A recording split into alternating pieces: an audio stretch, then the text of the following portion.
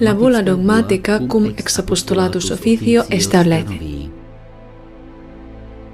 si en algún tiempo aconteciese que un obispo o un cardenal o electo pontífice romano que antes de su promoción al cardenalato o asunción al pontificado se hubiese desviado de la fe católica o hubiese caído en herejía, la promoción o la asunción, incluso si ésta hubiera ocurrido con el acuerdo unánime de todos los cardenales, es nula, inválida y sin ningún efecto. Al final de su bula, Pablo IV declara: por lo tanto, a hombre alguno sea lícito infringir esta página de decretos o por temeraria osadía contradecirlos. Pero si alguien pretendiese intentarlo, sepa que habrá de incurrir en la indignación de Dios omnipotente y en la de sus santos apóstoles Pedro y Pablo. 1559. ¿Se aplica esta bula dogmática al caso de Bergoglio como hereje manifiesto?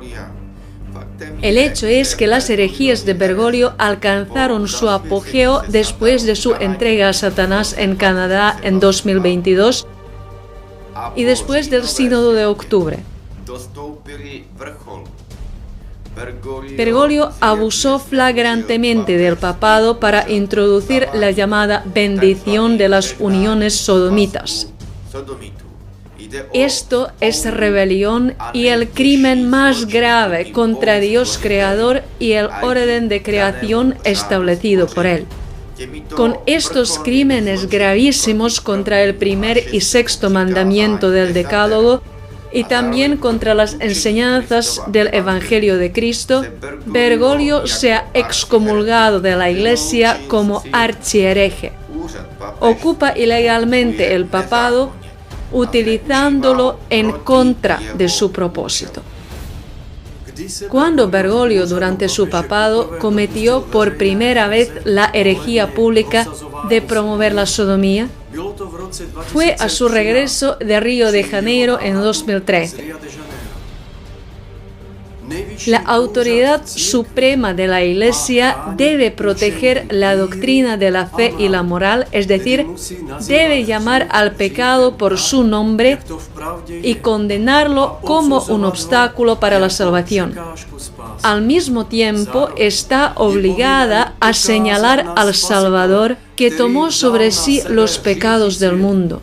Si no lo hace y por el contrario hasta legaliza el pecado, abusa de la máxima autoridad para propagar masivamente la infección mortal que conlleva la oscuridad espiritual y muerte eterna. La intención de Bergoglio de impulsar la legalización de la homosexualidad mediante el abuso del cargo papal continuó durante toda la década. Lavó y besó los pies a un transexual, promovió el matrimonio de sodomitas en la película Francesco y además abogó por su supuesto derecho a la adopción de niños, aunque sabe muy bien que muchos sodomitas son también pedófilos. En el Sínodo sobre la Juventud en 2018 intentó introducir la terminología LGTB en los documentos eclesiásticos y en Estados Unidos prohibió las investigaciones sobre escándalos homosexuales en la Iglesia, argumentando que esto se abordaría globalmente en una reunión de obispos en Roma. No se abordó nada al respecto. Por el contrario, él programó la introducción del llamado acompañamiento de las personas homosexuales. En realidad, esto significa que no se les debe decir que la homosexualidad es un pecado y no se les debe inducir al arrepentimiento mediante el cual puedan liberarse de este pecado. Se burló así de los esfuerzos de los obispos estadounidenses. Bergoglio invita al Vaticano a notorios prelados homosexuales y les confiere los más altos cargos de la Iglesia. Cuando el arzobispo Viganò le llamó a renunciar junto con su red homosexual, se rió descaradamente de él y lo denigró de manera grosera y falsa, tachándolo de acusador de los hermanos. De hecho, Bergoglio solo invita a homosexuales, transexuales y masones al Vaticano a audiencias privadas. Al hacerlo, muestra su unidad ideológica con la Agenda LGTBQ 2030. Todo el llamado camino sinodal estuvo disfrazado durante 2 años y medio. De hecho, desde el principio se trató de una promoción encubierta de la ideología del homosexualismo, es decir, en esencia, de la abolición de los principios morales y las leyes de Dios. El pseudopapa descarta así la necesidad del arrepentimiento y del sacrificio redentor de Cristo por nuestros pecados. Sustituye el camino de la salvación por el camino ancho que lleva a la perdición. El sínodo de octubre, a puerta cerrada, como testificó el cardenal Müller, tenía como objetivo principal la legalización eclesiástica de la homosexualidad, junto con la así llamada bendición de estas uniones pecaminosas.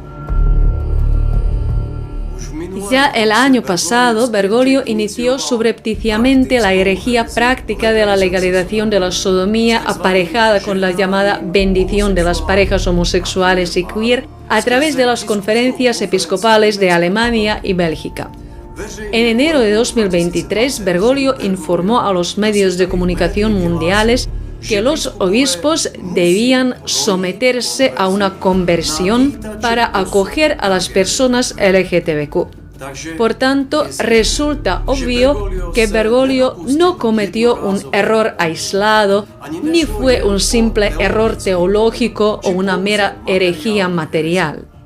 Ha estado haciendo todo esto deliberadamente y de acuerdo con un plan preconcebido y no va a dar marcha atrás.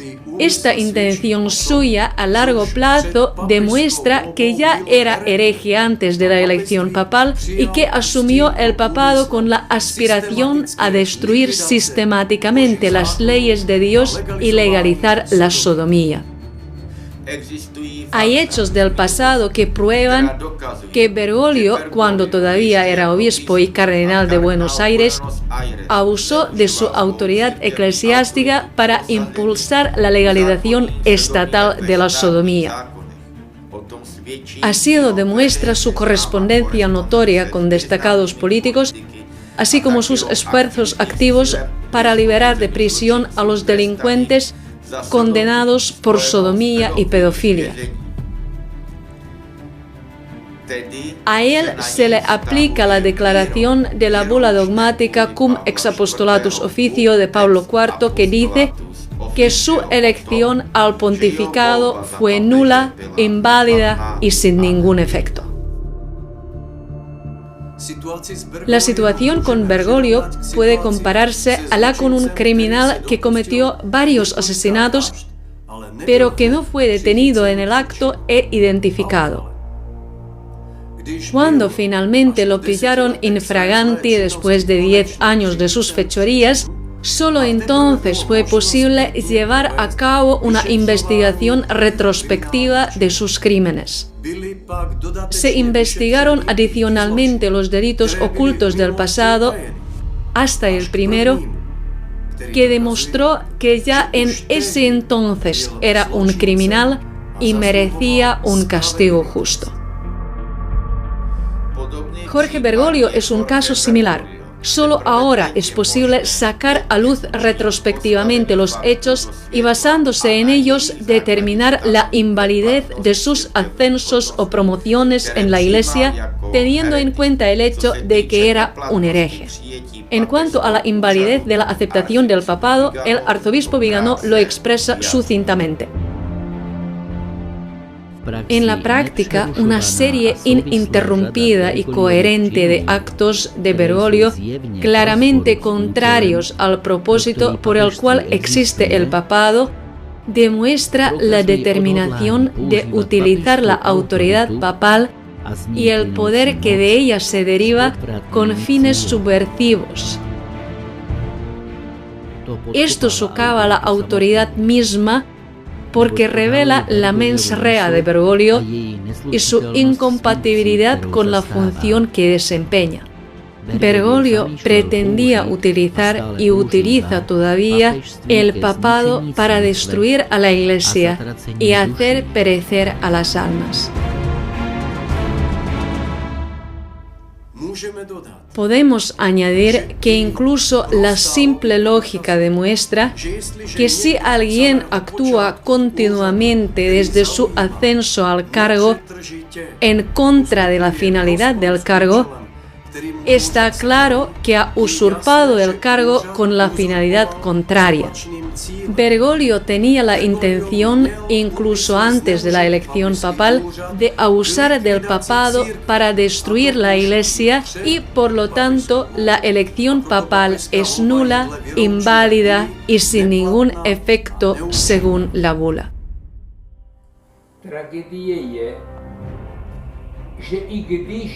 La tragedia es que, aunque se ha revelado y expresado esta verdad, muchos obispos siguen considerando a Jorge Bergoglio un papa legítimo.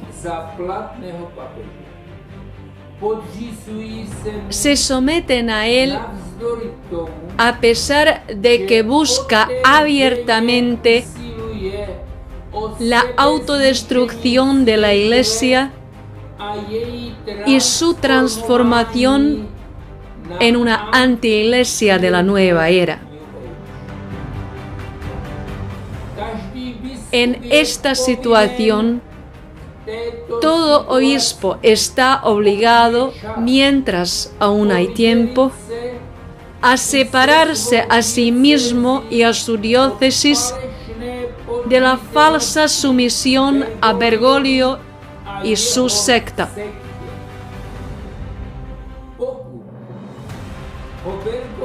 Si Bergoglio intenta destituirlo, como ocurrió con el obispo Strickland,